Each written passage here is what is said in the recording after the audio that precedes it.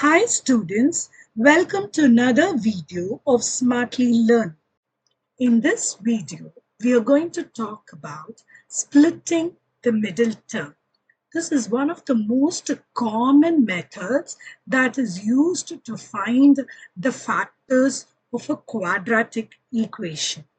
As the name suggests, this method involves splitting the middle term into two different terms, thereby creating four terms.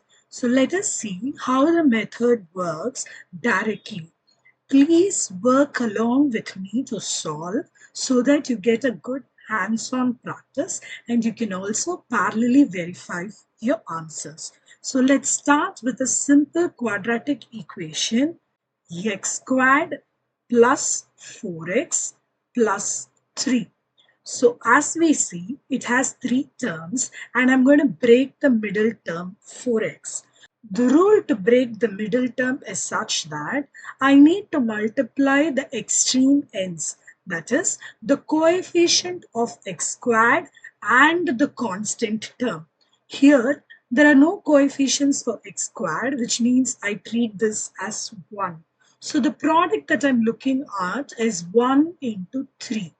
Now, the rule is that I need to find two numbers which when multiplied gets me the number 3, and when these two numbers gets added, I get to have the number 4. So I'm writing the factors for number 3. Since it's prime number, my life is easier. So I just make 3 and 1 as factors. You see that 3 into 1 is 3. 3 plus 1 is 4. Now look how I'm splitting the middle term. So it is x squared plus the 4x is now written as 3x plus x plus I'm retaining the constant as such. So the change is made only to the middle term. Now I have four terms. I'm going to combine the first two terms and the second two terms. Let's see how that gets done. I'm going to take the common factors out between these two terms. So I say that as x. Now what is left over, I write inside the bracket. So there is an x left here and there is a plus 3. Now, between these two terms, I'm trying to take a common factor outside, and please bear in mind, I have to get this x plus 3 inside as well. So I'm going to have the x plus 3 here. So there's nothing that is common. So I simply take a plus 1 outside. So now what is left for me is the x plus 3. Please note this x plus 3 has to be here because in the next step, I'm going to take the common x plus 3's outside. So what is left for me is an x and I retain this along with the sign. So I have now split the quadratic equation x squared plus 4x plus 3 as x plus 3 into x plus 1. Now let's take another example to understand how this works.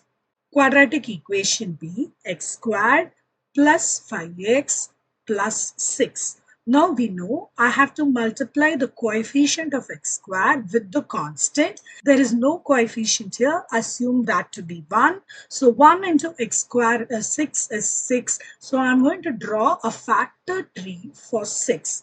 Now see, I can have different possibilities. 6 could be 6 into 1 or 6 could be 3 into 2.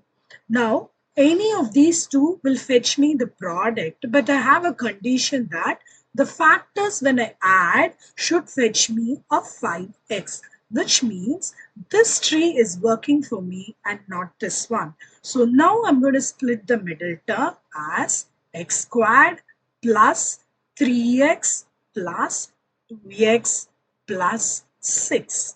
Now I'm going to use the first two for combining. So this is taking the common factor x outside. I get to have the x plus 3. Now between these two, I can take a plus 2 outside, thereby fetching an x plus 3 again. Now take the x plus 3's here as common factors. So it is x plus 3 into what is left here is the x and here is the plus 2. So now you see x squared plus 5x plus 6 is split as x plus 3 into x plus 2. So we'll take one more example to see how this works. Let us take the input as x squared plus 7x plus 10. So I'm going to write a factor trees for the number 10 multiplied with 1 because I'm going to stick on for the coefficient of x squared to be 1 for quite some examples. So the product tree I'm writing here is for 10. So 10 can be split as 10 into 1, or I can do a 10 as 5 into 2. So now that I see 10 into 1 might get me a 10, but adding or subtracting this does not fetch a 7. On the other hand, 10 when split as 5 into 2, the product is getting me a 10, the addition gets a 7. So I'm going to use this for my factorized splitting. So this is x squared plus 5x plus 2x plus 10. Now I'm going to use the first two terms. I'm going to take the common factor, which is x. So x into x plus 5, and between these two I'm going to take the plus 2 outside, so it is x plus 5. Again I take the x plus 5 outside, and now what is left with me is the x plus 2.